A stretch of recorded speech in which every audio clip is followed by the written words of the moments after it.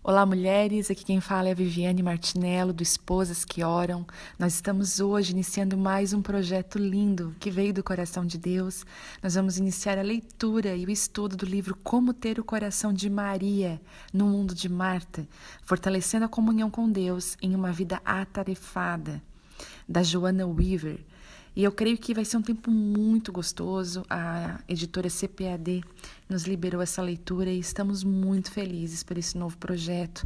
Sabemos que nós precisamos ter a nossa comunhão, a nossa intimidade com Deus fortalecida. Vivemos num mundo tão corrido, de tantas Martas, e precisamos ter o nosso coração convencido, e arrastado para esse lugar de devoção e entrega.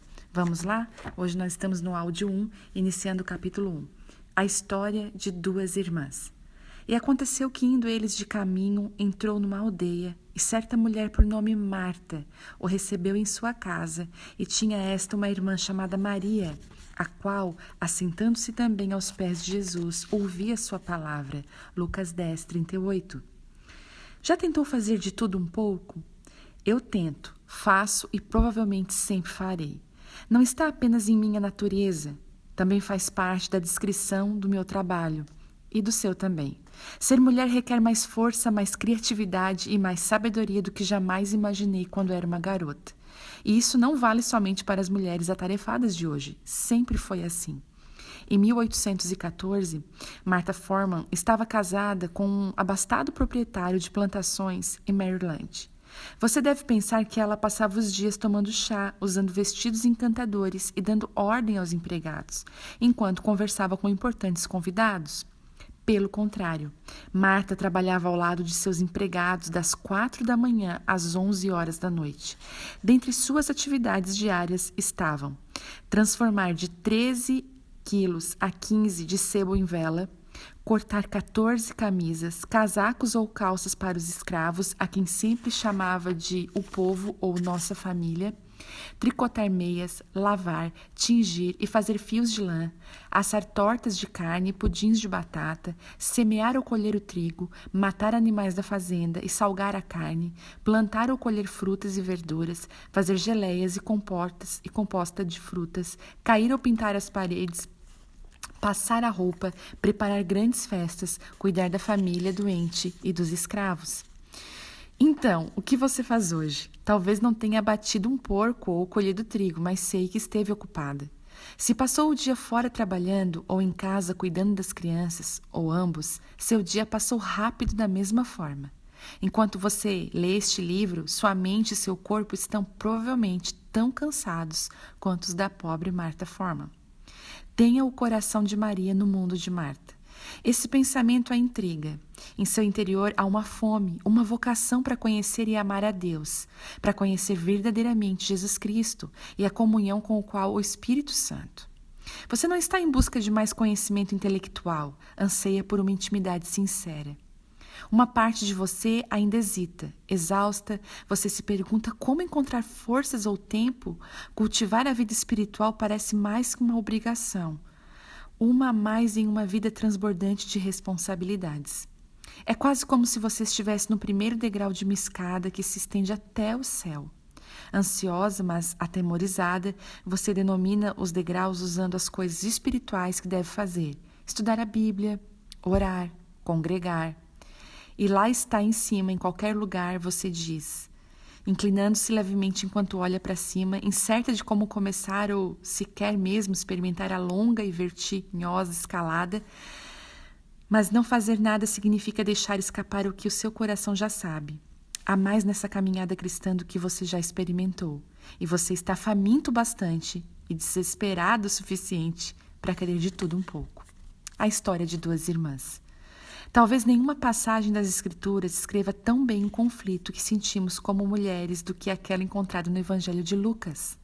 Basta mencionar os nomes de Maria e Marta em um grupo de mulheres cristãs para perceber olhares e risadinhas nervosas. Todas nós passamos por este conflito. Queremos adorar como Maria, mas a Marta dentro de nós continua a nos controlar. Aí vem um lembrete caso você tenha se esquecido da história. Está em Lucas, é a história de duas irmãs, é a história sobre mim e sobre você.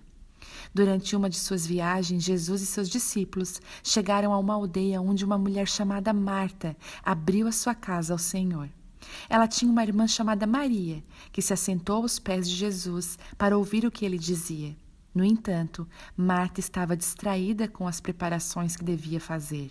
Veio até ele e perguntou: Senhor, não te importas que minha irmã me deixe servir só? Dize-lhe, pois, que me ajude.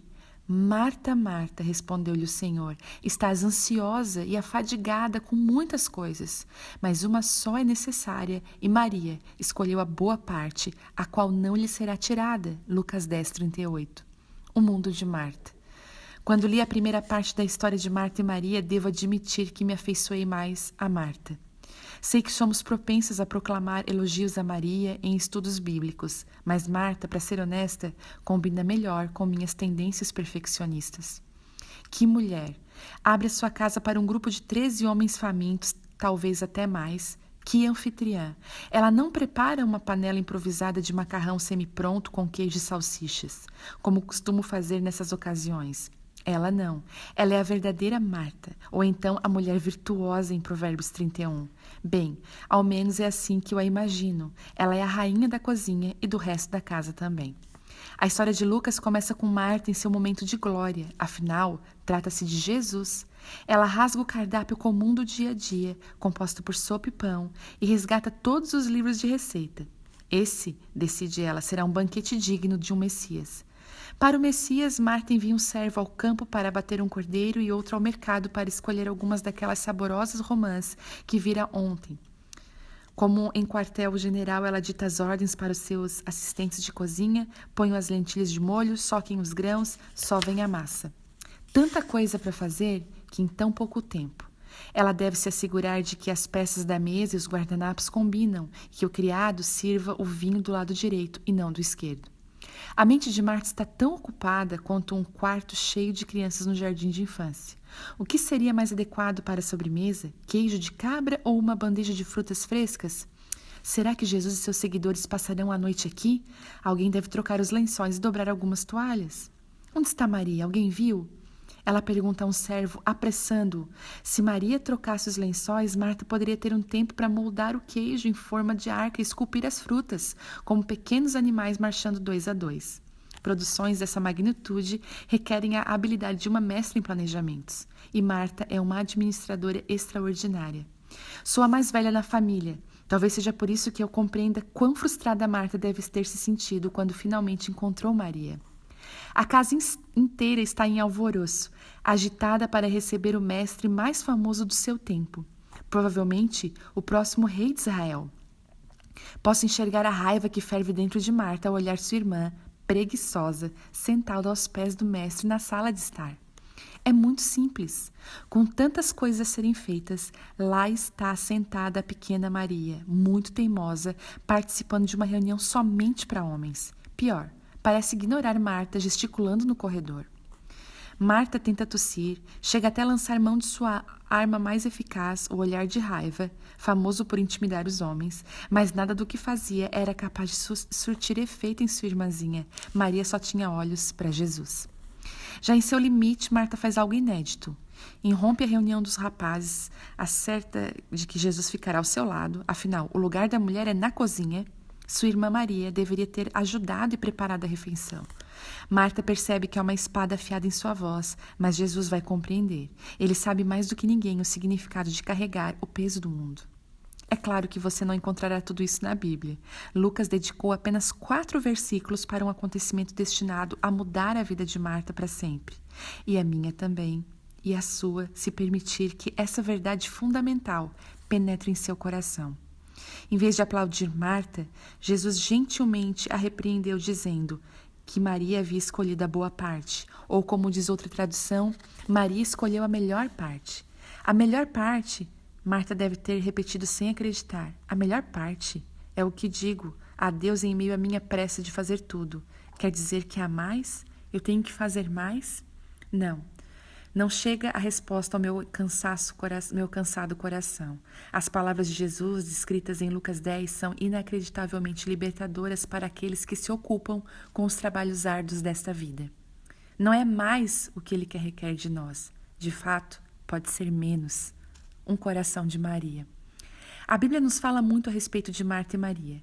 São mencionadas pelos nomes apenas 3 vezes nas Escrituras, Lucas 10:38, João 11:1 e João 12. Mas através desses breves relatos, um quadro fascinante se revela sobre como devia ser a vida naquela casa em Betânia e como a vida sempre se mostra para nós. Dizem que a diversidade é o tempero da vida. Deve ser por essa razão que Deus às vezes coloca pessoas com personalidades tão diferentes na mesma família. Ou então, Ele está tentando nos preparar para o casamento. Maria era a luz do sol para os trovões de Marta. Era o breque, o freio para a locomotiva de Marta. A inclinação de Maria era deslizar pela vida, parando para cheirar as rosas. Marta era mais propensa a colher as rosas, cortar rapidamente os talos em ângulo e ajeitá-los no vaso com os cravos de amor e as samambaias. Não há como dizer que uma está certa e a outra errada. Somos todas diferentes e foi assim mesmo que Deus nos criou. Cada personalidade e talento tem seus pontos fortes e fracos, suas glórias e tentações. Acho interessante que quando Jesus corrigiu Marta, não disse: por que você não pode ser mais parecida com a sua irmã Maria? Ele sabia que Marta nunca seria Maria e Maria nunca seria Marta. Mas quando ambas estiveram diante da mesma escolha de trabalhar ou de adorar, Jesus disse: Maria escolheu a melhor parte.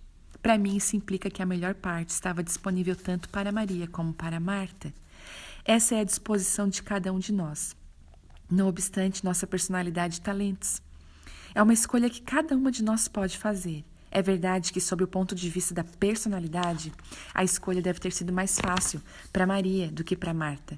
Maria parece ser mais propensa a caminhar sob o orvalho da manhã do que ser levada pelas obrigações cotidianas. Tenho certeza de que, quando Jesus chegou de modo inesperado naquela tarde, Maria provavelmente começou a servir as visitas, como havia feito muitas vezes antes. Posso vê-la pegando os cajados enquanto os discípulos se espalhavam pela sala, pela casa bem arrumada de sua irmã, encoberta por mantos e sacos de viagem.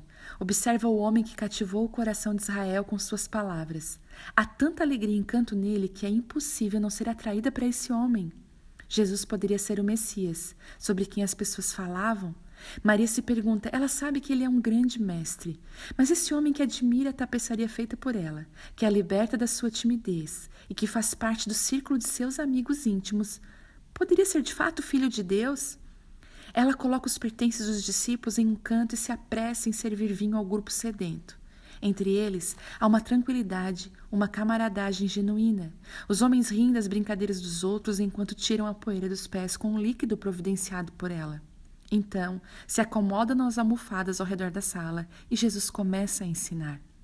Maria nunca tinha ouvido alguém falar como ele. Há um magnetismo em suas palavras, como se contivessem fôlego e vida. Coisas que Maria desconhecia necessitar até aquele dia.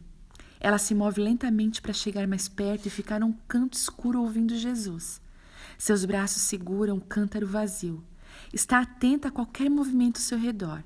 Vários servos ocupados lavando pés sujos enquanto outros colocam a mesa para a refeição do outro lado da sala.